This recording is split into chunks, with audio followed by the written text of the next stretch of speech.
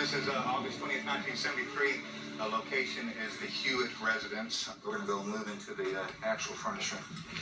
Watch yourself. Look out. Oh, man. Oh. Look out. You got it? All right.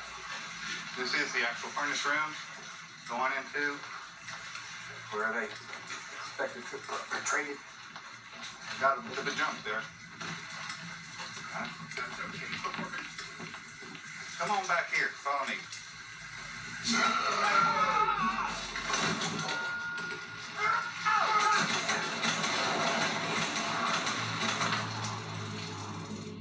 The crime scene was not properly secured by Travis County Police.